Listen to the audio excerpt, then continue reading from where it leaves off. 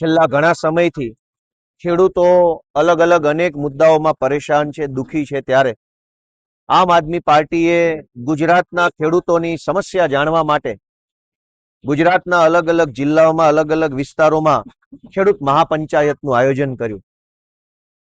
આ ખેડૂત મહાપંચાયતો ઉત્તર ગુજરાતમાં, દક્ષિણ ગુજરાતમાં, કચ્છમાં, સૌરાષ્ટ્રમાં, મધ્ય ગુજરાતમાં તમામ વિસ્તારોમાં ખૂબ મોટી કિસાન મહાપંચાયતના માધ્યમથી જે તે વિસ્તારના ખેડૂતો સાથે સંપર્ક કરી અને જે તે વિસ્તારના ખેડૂતોની સમસ્યા જાણવાનો વ્યાપક પ્રયાસ કર્યો। ગુજરાતના અલગ અલગ વિસ્તારના અલગ અલગ પ્રકારની ખેતી કરતા ખેડૂતોએ ખુલ્લા મને ખૂબ વેદના સાથે પોતાની પીડા આમ આદમી પાર્ટીને રજૂ કરી અને ફોર્મ ભર્યા। ગુજરાતભરના તમામ જિલ્લાના ખેડૂતોની વેદના, વ્યથા અને પીડા લઈ મુખ્યત્વે ગુજરાતના તમામ ખેડૂતોની 11 જેટલી માંગણીઓ લઈ આજરોજ અમારા નેતા શ્રી ઈશુદાનભાઈ ગઢવીના નેતૃત્વમાં આમ આદમી પાર્ટીનું ડેલિગેશન ગુજરાતના માનનીય મુખ્યમંત્રી સાહેબને મળવા માટે આજે સમય માંગ્યો હતો। આજે અમે બધા ડેલિગેશનના સ્વરૂપમાં માનનીય મુખ્યમંત્રી શ્રીને મળ્યા છીએ। ગુજરાતના ખેડૂતોની 11 મહત્વની માંગણીઓ છે, જે માંગણીઓ પૈકી ગુજરાતની તમામ માર્કેટિંગ યાર્ડમાંથી કડદા પ્રથા નાબૂદ કરવામાં આવે અને કડદો કરનારાને જેલમાં પૂરવામાં આવે। આ સિવાય માર્કેટિંગ યાર્ડમાં માલ વેચવા જતા, પાક વેચવા જતા ખેડૂતોને ગોડાઉન ઉપર માલ નાખવા માટેની જે ફરજ પાડવામાં આવે છે કે માલનો સોદો યાર્ડમાં થાય પણ માલ ખાલી કરવા માટે વેપારીના ગોડાઉન કે ફેક્ટરી પર જવું પડે છે અને બંધ કરવામાં આવે, આ માંગણી છે। પંજાબની જેમ ગુજરાતના ખેડૂતોને પણ દિવસે 12 કલાક વીજળી આપવામાં આવે। આ સિવાય ગુજરાતના ખેડૂતોને જે પાક નુકસાની થઈ છે એ પાક નુકસાનીની સમયસર તાત્કાલિક ખેડૂતોને સહાય પૂરી પાડવામાં આવે।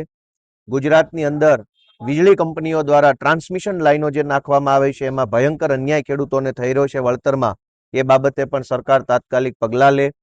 આ સિવાય ગુજરાતની અંદર ખાતરની ખૂબ અછત છે, ચારો તરફ ખેડૂતોએ ખાતર માટે લાઈનોમાં ઊભું રહેવું પડે છે, એ બાબતની રજૂઆત પણ આજરોજ અમે ડેલિગેશનના સ્વરૂપમાં કરી છે। સીસીઆઈ દ્વારા કપાસની જે ખરીદી થાય છે, આ ખરીદી મોટાભાગે ડિસેમ્બર મહિનામાં ચાલુ થાય છે। ડિસેમ્બર મહિનામાં ખેડૂતોનો કપાસ ઓલરેડી વેચાઈ ચૂક્યો હોય છે, કારણ કે ખેડૂતોને પૈસાની જરૂર હોય છે। તો અમારી માંગણી છે કે નવેમ્બર મહિનાની 1લી તારીખથી જ કપાસની ખરીદી ચાલુ થઈ જાય। દક્ષિણ ગુજરાતમાં શેરડી પકવતા ખેડૂતોને શુગર મિલ દ્વારા ઘણા બધા પૈસા ચૂકવવાના બાકી છે અને ઘણી શુગર મિલો બંધ થઈ ગઈ છે, ત્યારે બંધ થયેલી શુગર મિલો ચાલુ થાય। શુગર મિલના ખેડૂતોને, શેરડી પકવતા ખેડૂતોને જે વળતર ચૂકવવાનું બાકી છે વળતર ચૂકવવામાં આવે। આવા 11 જેટલા મુદ્દા ઉપર આજે ગુજરાતના મુખ્યમંત્રી સાહેબને રજૂઆત કરી છે। ખેડૂતો વતી આ રજૂઆતની અંદર અમારા નેતા માનનીય ચૈતરભાઈ વસાવા, માનનીય રાજુભાઈ સોલંકી અને માનનીય મનોજભાઈ સોરઠિયા સહિત અમારી આખી પ્રદેશની ટીમ જોડાઈ છે અને આજે ગુજરાતભરના ખેડૂતો આમ આદમી પાર્ટી તરફ એક આશાભરી નજરે જોઈ રહ્યા છે। જે રીતે પંજાબની આમ આદમી પાર્ટીની સરકાર ખેડૂતોને, ભાગવું રાખનાર ભાગિયાઓને અને ખેત મજૂરોને પણ વળતર ચૂકવે છે, એવી જ રીતે ગુજરાતની સરકાર પણ ખેડૂતોને, ભાગવું રાખનાર ભાગિયાઓને અને ખેત મજૂરોને વળતર ચૂકવે એ પ્રકારની રજૂઆત પણ આજે અમે ઈશુદાનભાઈના નેતૃત્વમાં કરી છે। હું આશા રાખું છું કે આ જે માંગણી અમે મૂકી છે એ કોઈ રાજકીય માંગણી નથી, આ આમ આદમી પાર્ટીની માંગણી નથી, આ માંગણી ગુજરાતના ખેડૂતોની માંગણી છે। આ માંગણી ખેતી અને ખેડૂતને જીવતા રાખવા માટેની, સજીવન રાખવાની માંગણી છે। જો ખેતી જ નહીં વધે, ખેડૂત જ નહીં વધે તો આપણા બધાના પેટ ભરવાનો પ્રશ્ન ઉપસ્થિત થશે।